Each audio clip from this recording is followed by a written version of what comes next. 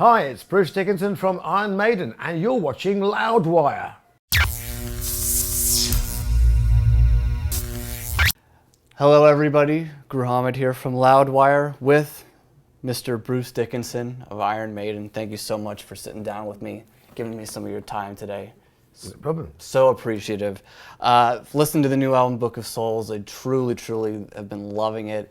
It's just epic from beginning to end. I love my Iron Maiden, long, progressive, epic. So it's been This is the album for you then, isn't yeah, it? 92 minutes of the beast, just brilliant. Yeah. So, what I found interesting about the creation of this one is that you kind of went to the studio with not too much already written, kind of some ideas already. So you went in there and started to kind of form this record in the studio.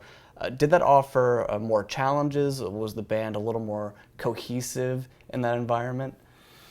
Well, normally the way we've done it in the past is you go into a rehearsal studio and you write the songs, then you learn the songs, and then you kind of forget the song, and then you do another one, and then you have to go back in the recording studio and learn it all over again, and you lose something in the translation there. So on this occasion, we decided we'd do the whole process in one hit and cut out one kind of iteration of repeating it and relearning it.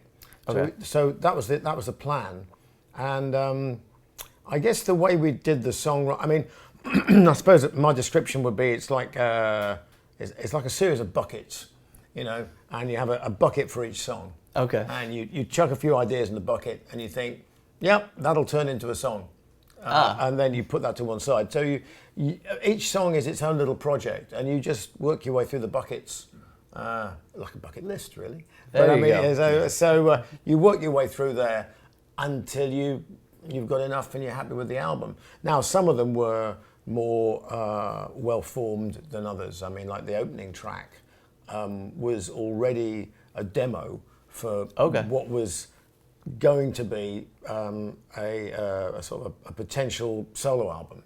So, so I had about 5 tracks already demoed with Roy Z. I mean, a pretty good advanced, you know, in drums and bass and guitar and voice and all done. So that first opening track is actually a copy of the demo. It's the Iron Maiden copying me and Roy. Steve was working on Book of Souls, the track, as long ago as, well, pretty much 2 years ago. And he was already we were already discussing calling the album Book of Souls back in the summer of 2014. So we had a pretty good idea that there was going to be a scary shamanic sort of Eddie on there, plundering lots of Mayan mythology, and with a load of pyramids, and you can never go wrong. You can never have too many pyramids. Absolutely not. And jungle, indeed. Yeah. Lots of jungle, pyramids, critters, and Eddie, and of course people tearing their hearts out. You know. Yes, the video game. The Speed of Light video and the video game, both so much fun. So we had all that, and then the other songs were just sort of collaborations in various stages of development.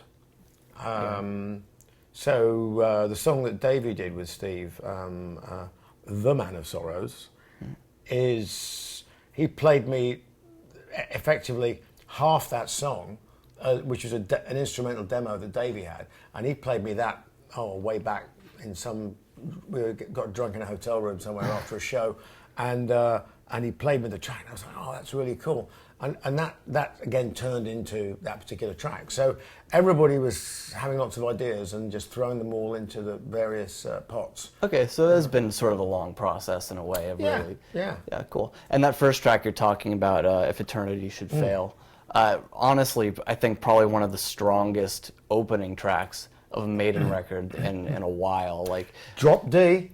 For the first time. Really, Drop D. It's only taken us. Mark it. It's only taken us 2 centuries to do a song in Drop D. Wow.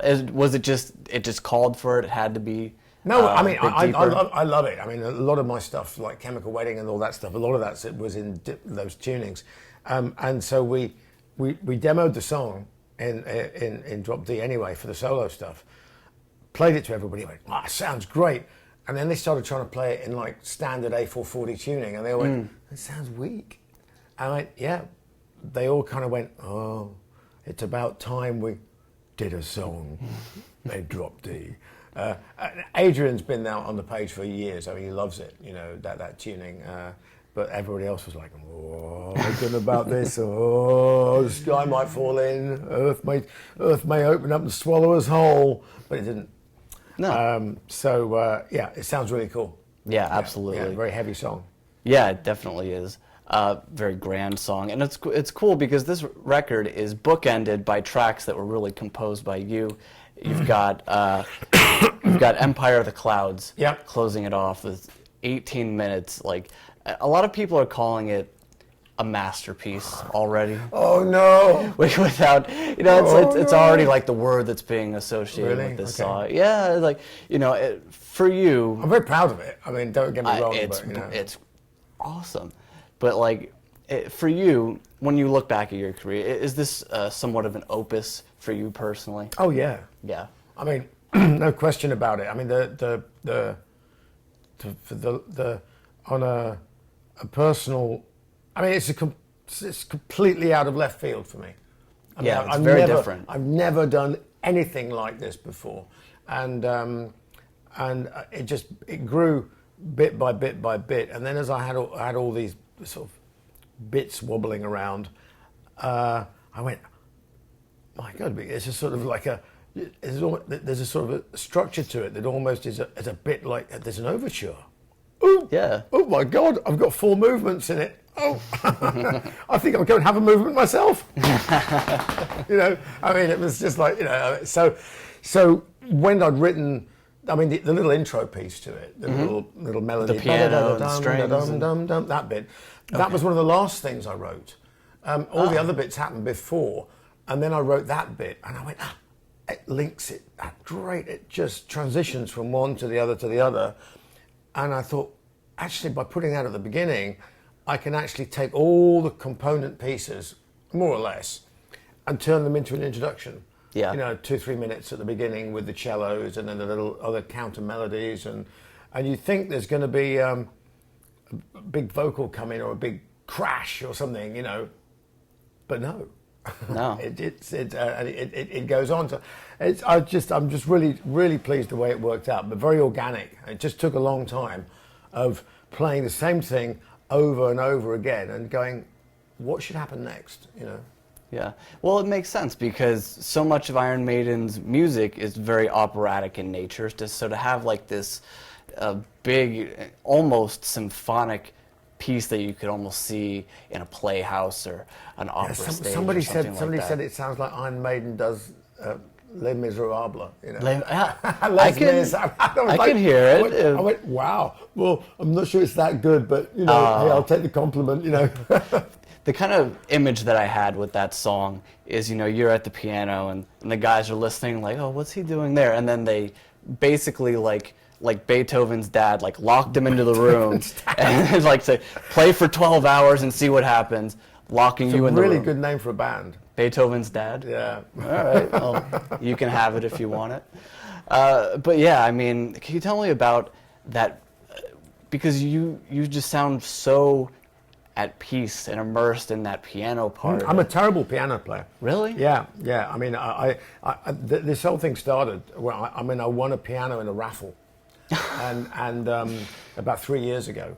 Really? And it was one of these charity dinner things where you go there and you get free food and stuff, and you think, oh great, but there's a raffle, and I saw all these gifts that people give that I'm just like, do I really need a picnic hamper full of, you know?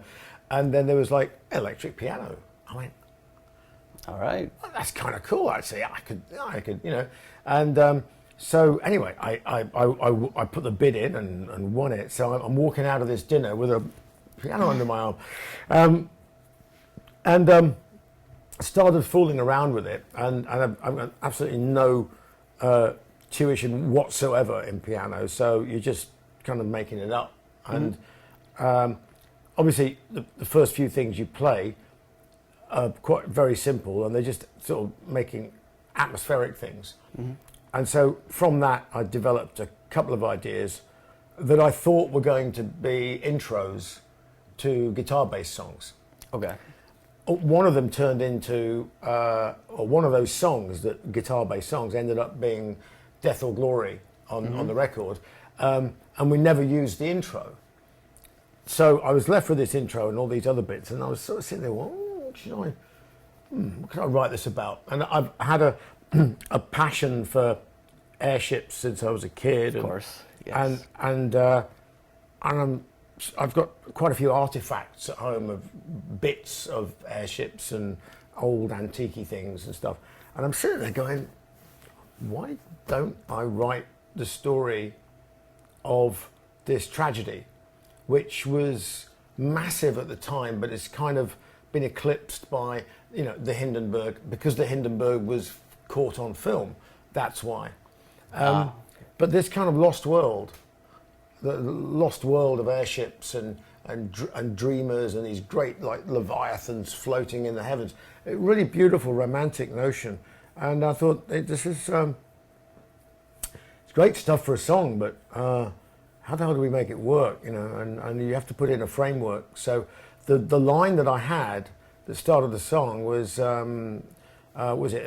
mist is in the trees, stone sweats with the dew, the morning sunrise, red before the blue. And that was going to be about guys taking off to go fight in the First World War. Okay. And this beautiful little scene followed by appalling violence and people dying in horrible ways. But I was left with this thing, and I thought, well, okay, so it's dawn, and something is going to happen. Well, it's the day that it crashes. It takes off, so the song is that day. So the whole, Okay. We're going to do that day. You need a time frame to set the story. So it's the last day. And you see the rest of the stuff that went on with the airship through the lens, if you like, of that last day.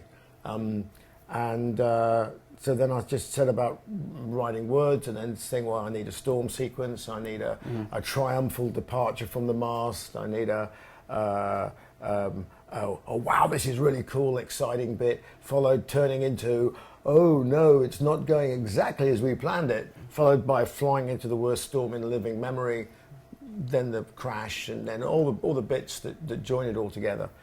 And then trying to make it work, So that just took a while.